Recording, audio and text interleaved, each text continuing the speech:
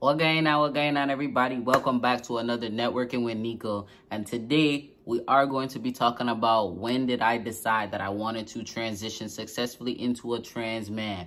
What made me come to that conclusion? And just that journey and that experience that it took for me to realize that this is what I wanted to do and this is who I wanted to be. So it's story time, y'all. I want you guys to hit that like button for me one time, hit that subscribe button for me, and don't forget to hit that bell so you're notified of all my latest videos.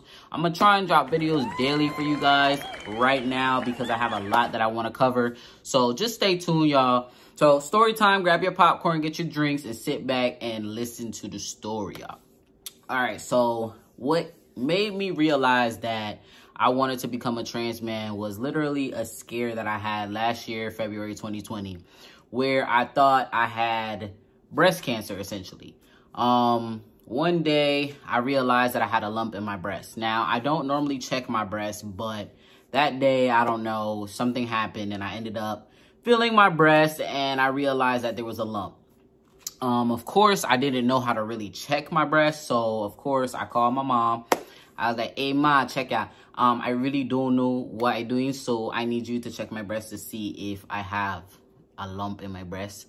In my family history, we don't have breast cancer as far as I know, but I just didn't really check my breast on a regular, and I didn't go to the doctor to check my breast either. So that was more of the reason why I went to my mom and I was like, hey, can we make an appointment or whatever. So long story short, I ended up going by my mom. And I was like, well, can you check? And she was like, I don't know what I'm looking for. I mean, I do, but you have to check it yourself, essentially. So all you females out there who studs, make sure y'all check y'all breasts, because even though you guys are studs, you guys are still females. So just remember that you might want to check your breasts. And even those trans people out there who disassociate themselves like I do, checking your breast is essential because you can still get breast cancer. I just want y'all to know that. So anyway, back to the story. I went to my mom, and my mom checked my breast, and she was like, well, I'm not too sure, so we're going to make an appointment with my doctor. So the following week, I ended up having an appointment with her doctor. Now, we didn't go to the doctor that I knew when I was 18. We went to another doctor. Now, the doctor that I knew when I was 18 was a doctor that's her gynecologist that she knew for many years, who's been her doctor.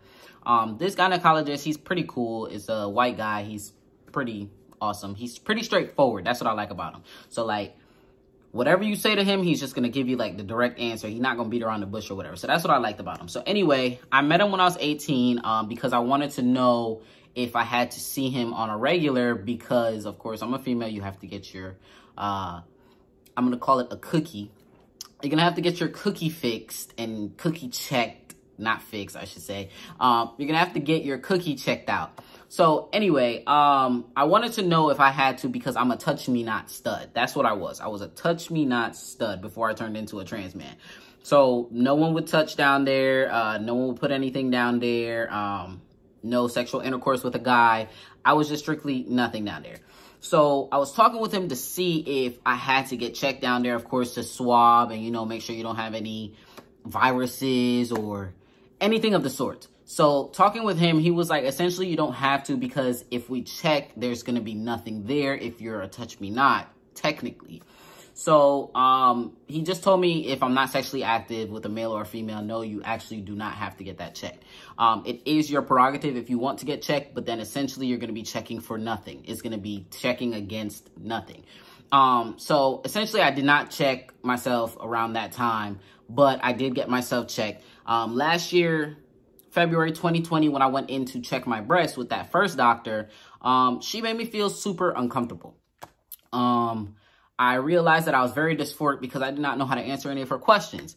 For one, she was like, when was your last menstrual cycle?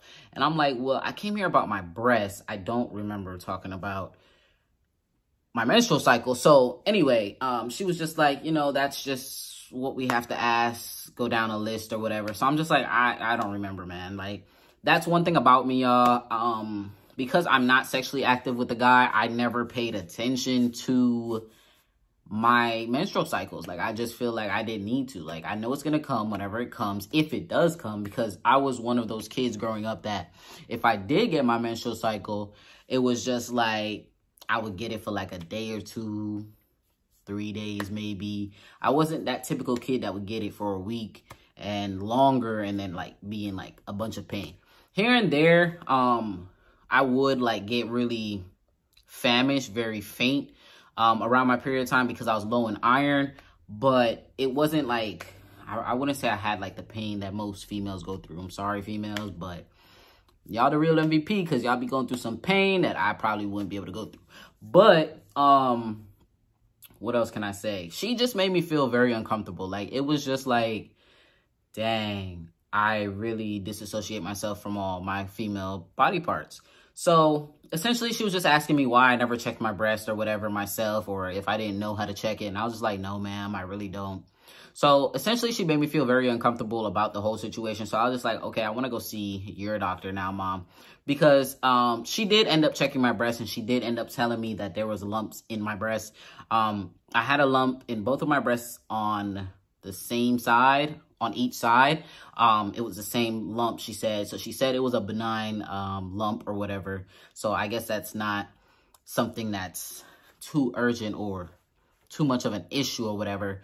So I was just like, all right, well, what do we do now? Like, what do we do from here? And she was just like, since it's not a cancerous thing or whatever, I think you'll be all right or whatever. So anyway, I just didn't like talking to her. She made me feel like an idiot, essentially. Not saying that I'm not an idiot when it comes to that, but she just didn't make me feel like she was very professional about the situation. So anyway, I ended up going to see that actual doctor, the guy doctor that I mentioned earlier, when I was 18. So I went to see him recently last year, probably like the week after I saw her, because I just didn't like her advice. So anyway, he knew that I was a stud. He knew that I was masculine. I was never feminine. So speaking with him, he realized that, all right, you're very gender dysphoric with your female body parts.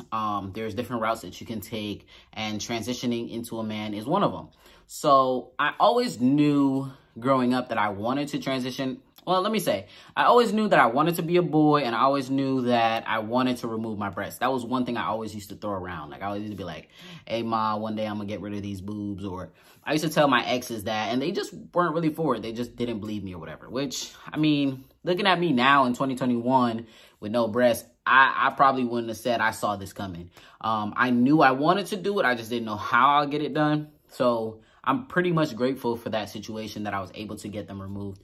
But essentially speaking, with that doctor, he made me feel better that it's okay for you to be gender dysphoric. So a lot of you trans people out here, or a lot of you studs out here that don't like your breasts or disassociate yourself from your breasts, I just want y'all to know, like, y'all not the only ones out there. Like, I'm a black trans man out here in this community, and it took me 22 years to realize, like, this is what I successfully want to do, and this is what I want to help other people do. Like, I want to help other people realize that it's okay for you to feel uncomfortable answering feminine questions because you don't know how to answer it. Because I was there. I literally lived it, and I can tell you, I felt so uncomfortable talking to this lady, but then when I talked to the guy, he was like, okay, I feel you. I know what you mean.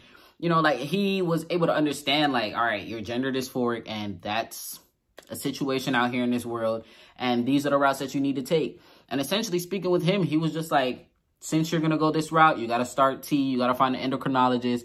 And I'm going to have a whole nother episode about how to start T and the steps that I took in order for me to start my transition. But this one is more so about me realizing that I was very gender dysphoric, and I have really disassociated myself from all my female body parts, not knowing that I did that in that process of growing up. It's just an eye-opener for when I go to these doctors. They're just like, so what do you know about your breast? And do you know how to check your breast? And it's just certain stuff like that I just didn't know. And I know there's a lot of people out there that don't know and don't care to know because they're so disassociated. Like, I met one person that told me they don't like to shower with clothes on. No, they don't like to shower without clothes on because they don't like to touch their female body parts. I'm not that gender dysphoric, but there's people out there like that. So don't feel away. Just go talk to a doctor, and talk to many doctors. Like, you're not going to find that one doctor that's going to be like, hey, I understand you. No, you're going to find doctors like that first lady that's going to look at you like you're an idiot and make you feel like you're the worst human being ever. And then you're going to find the ones that understand you. So it's a process that you go through, realizing what you want to do and who you want to be in this world. So you just have to remember one thing, and that's what I started to realize at age 22, y'all. Literally, the one motto that you got to stick to is make yourself happy. Do what's best for you. Once you do that, everything else will fall in line. I swear to you guys, everything else will fall in line. I will tell you guys more about my transition in other episodes to come. But definitely, this one was just about me realizing that I was very gender dysphoric. And I have disassociated myself from my boobs completely. And from my bottom part, my cookie, my vaginal. I just don't feel associated or connected to it. So those are the reasons why I'm going through my transition. And I'm honest out here. I will tell you guys anything you guys want to know. If you guys have any specific questions, don't be afraid to ask me. And if you guys are going through the same thing, literally drop it in the comments and let me know. Like, you're not the only one out there, Nyko. You know, I'm out here with you. I'm feeling the same thing. I'm going through the same thing. Because essentially, there's a lot of us going through it, and we all just don't want to admit it.